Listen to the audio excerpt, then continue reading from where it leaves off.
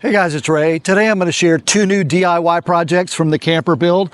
I'm going to show you how to take a cheap toolbox like this one from Home Depot and convert it into watertight gear storage for your rig. And I'll show you how to safely install an AC power port in the back of your rig like this one here so you can plug into shore power when you're on the grid or hook up to a generator when you're off grid. It's another DIY day. Buckle up.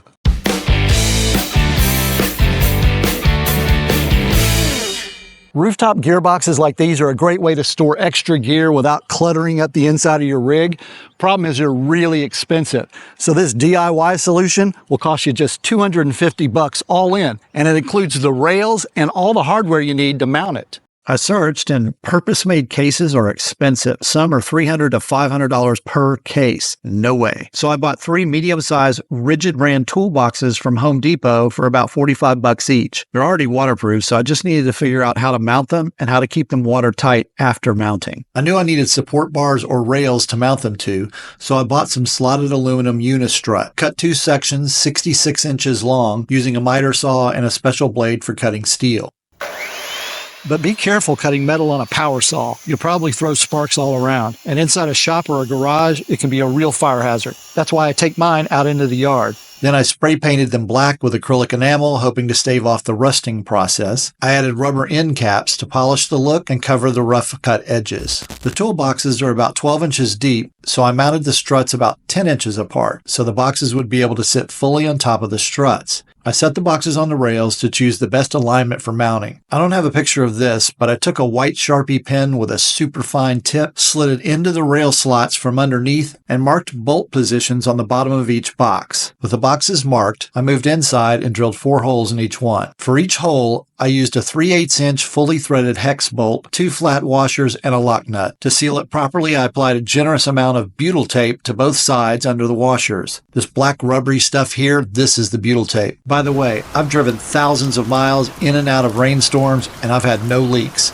Butyl tape works. I also used black gaffer's tape to cover the rigid logo and orange coloring on the front of the boxes. I think it gives them a cleaner look. The front and rear boxes would be permanently mounted in place, so I put a small piece of blue painter's tape on the rails to mark each bolt position, and I slid nylon cone nuts into place. The blue plastic holds these in position. I use these because there's no easy access to the nut from below. It's inside the rail, so it's near impossible to get it loose from below, making the boxes a little harder to steal. The middle toolbox is removable, so I used longer bolts on it. I permanently bonded flat washers to the rails using JB Weld. The bolts drop through the slots in the rail and through the washers. I secure them in place with giant wing nuts. When I want to get into the main roof box, I have to take this one out, so I just have some wing nuts here. I unscrew these wing nuts.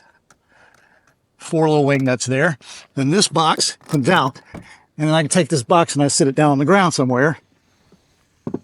Wing nuts make it quick and easy to get the box on and off, but it also made it easy to steal. So I mounted a steel eye bolt to the bottom of the rail and yet another one to the bottom of the box. I added a 3/4 inch stainless steel spacer to get it to align just enough so I could lock them together with this extended shackle padlock from Brinks. I forgot to mention how I mounted the unistruts. One great thing about these pricey Thule crossbars is that they have T-tracks on top and bottom, making it easy to attach almost anything. Here you can see how the rails mount to the T-bolts in the crossbar. Now let's see what it cost. I spent $135 for 3 rigid toolboxes, $31 for unistrut rails, $8 for strut end caps, $14 for Rust-Oleum brand spray paint, $14 for butyl sealing tape, $20 for 2 steel eye bolts, $14 for a 3/4 inch stainless steel spacer, $12 for the Brinks lock, and finally about $20 for stainless steel nuts, bolts, washers, and wing nuts. That's a total of $254.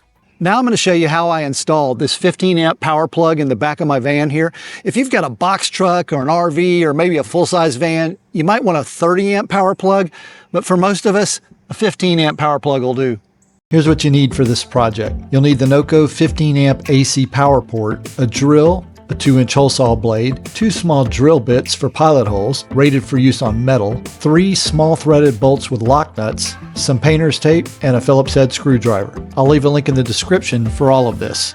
First thing you have to do is find a location that works. For me, I wanted it in the back hatch, but that won't work for everybody. If you have a sliding window in your rear hatch, you probably shouldn't drill any holes anywhere near that. I'd pick a different location, maybe the bumper or a fender well. Just make sure there's nothing sensitive obstructing the back side. I originally wanted to mount the power port behind the license plate, and then I'd modify the plate on a hinge later so that I could just fold it down when I wanted to plug something in, but that didn't work out, and here's why. Here's a look at the inside of the hatch. I know the angle here is a little confusing, but basically the hatch is open and we're underneath it looking up. I've taken the plastic trim off, and you want to look for an open space with easy access. You see this area here? This is where the license plate sits on the other side. Problem is it has this other layer of sheet metal on the inside here, and I didn't want to have to cut one hole on the outside and a second one on the inside piece here. You want to look for an open space with easy access. I didn't want to have to cut holes in the outside metal and again in the inside metal, so I was only looking at open spaces, like these areas you see right here. So the next best place was right here. And you can see here that there's a thin metal support here. I bent that back and out of the way before drilling the hole. Here's a better look at that support and how I pulled it out. I bent it back into place when I was done with the install. So once you found your location, you want to place some painter's tape in the exact area you want to cut the hole. Put tape on the inside and the outside. Painter's tape keeps the metal from splitting and helps protect your car's paint. Now drill a pilot hole from the inside through to the outside. Now go to the outside and line up the 2-inch hole saw blade with your pilot hole and carefully drill the hole.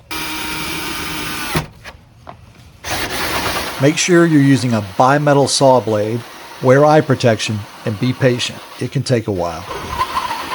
It's okay to take a break like I did here, and then finish the hole later. Be careful when removing the metal cutout. It's really sharp. I used needle nose pliers to pull it out.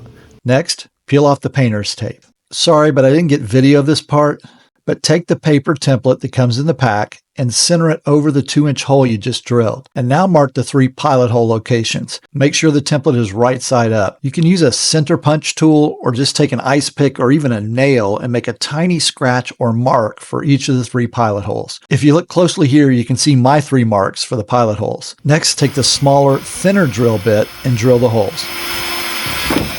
You don't need painter's tape for this part because we're going to drill bigger holes in the next step. With those holes done, now add painter's tape over the pilot holes and use the larger drill bit to make each of the holes larger. A quick disclaimer here. You don't have to drill these pilot holes. The screws that come with the kit are self-tapping and they will work in metal just fine. So you could just use the included screws and you wouldn't have to drill pilot holes. You could just drive the screws straight in, and that's easier than the way I did it. But here's my reasoning for using bolts instead of screws. With all the miles I'll be driving, many on bumpy roads, that's a lot of vibration, and I didn't want to worry about the screws coming loose over time. So I went the extra step to drill pilot holes and use threaded bolts. It's just my preference. Okay, now take the gasket with the attached cover and feed the power cord into the opening. Then slide the port up against the gasket and align the cover at the top of the port. Then feed the cable into the hole you drilled and align the port holes with the holes you drilled in your car. Next, you want to insert your bolts and make sure you have a snug fit. Here's an inside view of the port before I put on the nuts. Tighten the nuts into place and the hard part is done. One final thing I did, and this is optional, I installed a small desk grommet in my plastic trim. That's the black thing right here. And I ran the AC port cord through that grommet. This is the cable coming from the power port, and this white cable goes to the Blue Eddy power in. I usually leave these plugged in together, and then I keep the hatch closed. Hey, if you got anything out of this video, please give it a like and subscribe to the channel. Until next time, thanks for watching. I really appreciate it.